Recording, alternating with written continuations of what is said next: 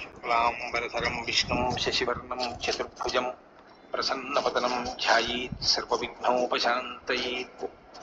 గురుర్బ్రహ్మా గురుర్విష్ణుః గురుర్దేవో మహేశ్వరः గురుః సాక్షాత్ పరబ్రహ్మ తస్మై శ్రీ గురవే నమః.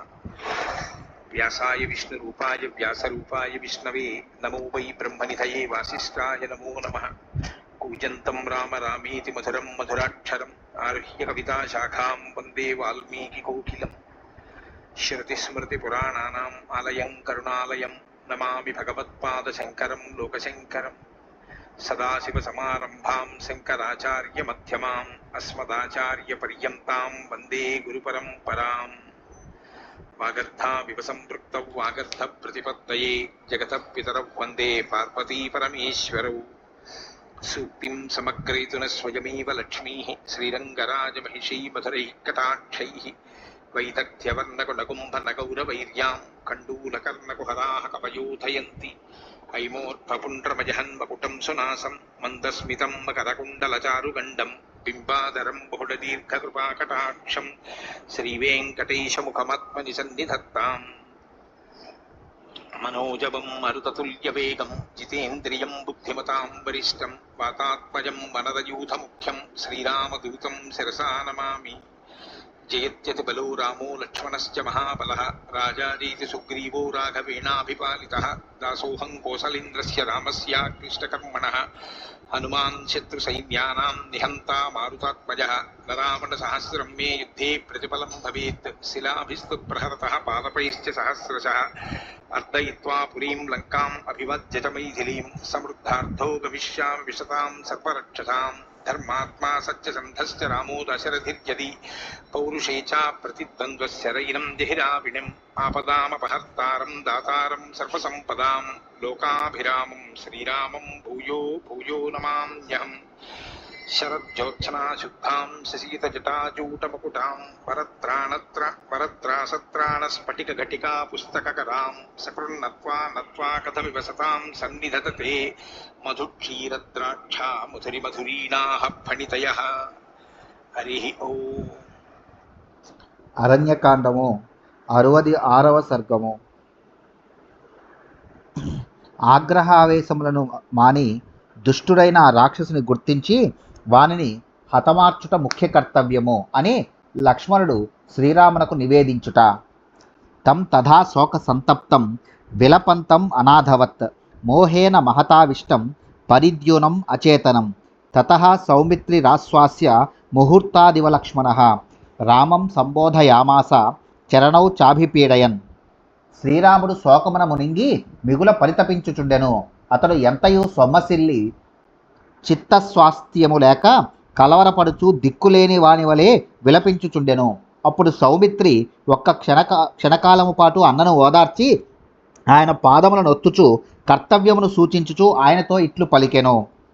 మహతా తాపస రామ మహతా చాపి కర్మణ రాజ్ఞా దశరథేనాపి లబ్ధో మృతా మివామరై తవ చైవ గుణైర్బద్ధః తద్వియోగాన్ మహీపతిః.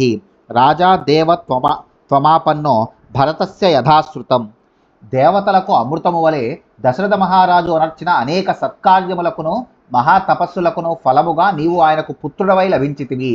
నీ సద్గుణములకు ఆనందపరవశుడైన ఆ మహారాజుని ఎడబాటునకు తట్టుకొనలేక దివ్యత్వమును పొందినట్లు మన భరతుని వలన వినియున్నాము గదా.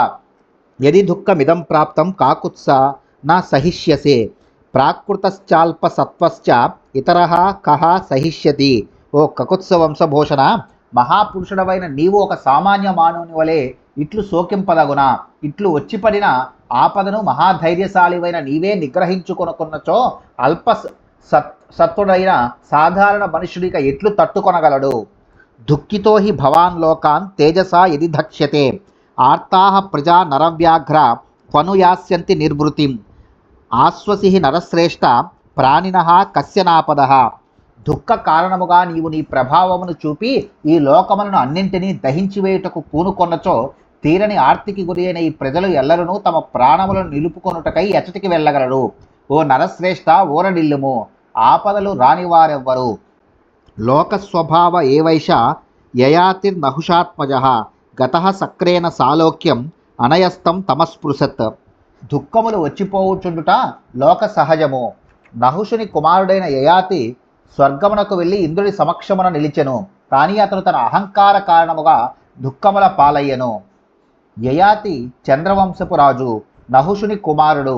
అతని తల్లి ప్రియంవద. అతడు స్వర్గమునకు వెళ్ళి ఇంద్రుని ఎదుట ఇతట తాపసులు నాయంతటి గొప్పవారు కారు అని గర్వముతో పలికెను. ఫలితముగా అతడు దుఃఖముల పాలయ్యెను.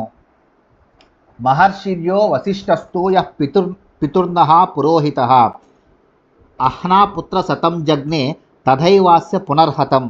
అన్నా, మన తండ్రి గారికి పురోహితుడైన వశిష్ఠ మహర్షి తన 100 మంది కుమారులను విశ్వామిత్రుని శాప కారణముగా ఒక్క దినముననే కోల్పోయి దుఃఖములకు గురి అయ్యను. అంతటి తపస్వికిని దుఃఖములు తప్పలేదు. యాచేయం జగతాం మాత దేవీలోక నమస్కృత ఆస్యాశ్చ చలనం భూమే దృశ్యతే సత్య సంస్రవ.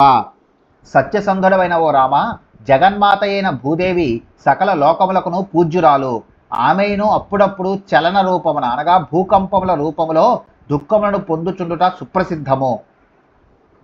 యౌ ధర్మౌ జగతాం నేత్రౌ యత్ర సర్వం ప్రతిష్ఠితం ఆదిత్య చంద్రౌ గ్రహణం అభ్యుపేతౌ మహాబలౌ. సూర్యచంద్రులు ఈ సమస్త జగత్తునకు నేత్రముల వంటివారు. ఈ జగత్తునకే నాయకులు. విశ్వమంతటికి వారే ఆధారము. ఇట్టి శక్తి సామర్థ్యములు గల ఆ సూర్యచంద్రులకును రాహుకేతువుల వలన గ్రహణ బాధ తప్పుటలేదు. పగటిపూట సూర్యుడు, రాత్రివేళలో చంద్రుడు నిరంతరము వెలుగులను ప్రసాదించుచుందురు. కావున వీరు జగత్తునకు నేత్రముల వంటి వారు. వేడిమిని వర్షములను లోకమునకు అనుగ్రహించుచుండుటచే సూర్యుడును, ఓషధులను పోషించుచు సమస్త ప్రాణులను ఆదుకొనుచుండుట ద్వారా చంద్రుడును జగత్తునకు ఆధారమై నిలిచిరి. మహాంత్యపి భూతాని దేవాశ్చ పురుషర్షభ న దైవస్య ప్రముంచంతి సర్వభూతాదిదేహినః. ఓ పురుషశ్రేష్ఠ, పంచమహాభూతములను అనగా భూమి, నీరు, అగ్ని, వాయువు, ఆకాశము మరియు సకల దేవతలను దేహధారులైన సమస్త ప్రాణులను విధి నిర్ణయమును అతిక్రమింపజాలరు. సక్రాదిష్వపి దేవేషు వర్తమానౌ నయానయౌ శ్రూయతే నరశార్దూల నత్వం శోచితుమర్హసి. ఓ నరశ్రేష్ఠ, ఇంద్రాది దేవతలకును సుఖదుఖములు తప్పవనుట జగత్ ప్రసిద్ధమే గదా, కనుక నీవు విచారింపదగదు. నష్టాయామపి వైదేహ్యాం హృతాయామపి చానఘ శోచితుం నార్హసే వీర యథాన్యః ప్రాకృతస్తథా త్వద్విధా నహి శోచంతి సతతం సత్యదర్శినః. సుమహత్స్యపి కృచ్ఛ్రేషు రామా నిర్విన్న దర్శనాః. ఓ పుణ్యపురుష, సీతాదేవి అపహరింపబడినను ప్రస్తుతము ఆమె కనపడకున్నను ఒక పామరుని వలె నీవు శోకింపవలసిన పని లేదు. ఓ రామ, నీవలే సత్యాసత్యములను ఎరిగిన వారును కర్తవ్య విచక్షణ గలవారును ఎట్టి దుఃఖములకును కృంగిపోరు. తత్వతో హి నరశ్రేష్ఠ బుద్ధ్యా సమనుచింతయ బుద్ధ్యాయుక్త మహాప్రాజ్ఞ విజానంతి శుభాశుభే. ఓ పురుషోత్తమ, ప్రజ్ఞాశాలురైన మహానుభావులు శుభాశుభములను బాగుగా ఎరుంగుదురు. కనుక నీవు శోకమును ప్రక్కన పెట్టి సూక్ష్మబుద్ధితో వాస్తవమును గూర్చి ఆలోచింపుము. అదృష్ట గుణదోషానాం అధృతానాం చ కర్మణాం నాంతరేణ క్రియాం తేషాం ఫలమిష్టం ప్రవర్తతే. పూర్వజన్మలలో చేసుకొనిన కర్మల గుణదోషములను ఎరుంగుట అసాధ్యము. కర్మల ఫలములు అనుభవించిన పిమ్మట అవి నశించును. కనుక అవి అనిత్యములు. అందువలన కర్మఫలములను అనుభవించియే తీరవలెను. పురుష ప్రయత్నము లేకుండా పట్టుబట్టి మంచి పనులను చేయనిచో ఇష్టఫలములు లభింపవు. పూర్వ కర్మానుష్ఠానం వినా ఇదానీం ఫలం నోత్పద్యతే. అతః పూర్వ కర్మఫలే ఇదానీం ప్రవృత్తే కాత్ర పరిదేవన. గోవిందరాజీయం నుండి. పూర్వజన్మలలో ఆచరించిన పుణ్య పాప కర్మల ఫలితములే ఈ జన్మలో ప్రాప్తించును. అట్టి ఫలితములను అనుభవింపవలసి వచ్చినప్పుడు విచారింపవలసిన పని ఏమి? అవశ్యమనుభోక్తవ్యం కృతం కర్మ శుభాశుభం అని గదా ఆర్యోక్తి. త్వమేవ హి పురారామ మామేవ బహుశోన్వసాః అనుశిష్యాద్ధి కోనుత్వాం అపి సాక్షాత్ బృహస్పతి. ఓ రామా, ఇదివరలో నీవే గదా నాకు ఇట్లు పెక్కురీతులా బోధ చేసి ఉంటివి. ఇప్పుడు నీకు ఉపదేశింపగలవారు ఎవ్వరు? సాక్షాత్తు ఆ బృహస్పతికి అసాధ్యము. బుద్ధిశ్చ తే మహాప్రాజ్ఞ దేవైరపి దురన్వయ శోకేనాభిప్రసుప్తం తే జ్ఞానం సంబోధయామ్యహం. ఓ ప్రజ్ఞామూర్తి, నీ ప్రతిభ సాటి లేనిది. దేవతలకును అది అంతుపట్టదు. కానీ శోక కారణముగా నీలో అది ప్రసుప్తమై ఉన్నది. దానిని నేను ఇప్పుడు తట్టి లేపుచున్నాను. నీకు చెప్పగలవాడనా నేను? దివ్యం చ మానుషం చ త్వం ఆత్మనశ్చ పరాక్రమం ఇక్ష్వాకు వృషభావేక్ష్య యతస్వ ద్విషతాం వధే. ఓ ఇక్ష్వాకు వంశ శిరోమణి, నీవు ధర్మవీరుడవు.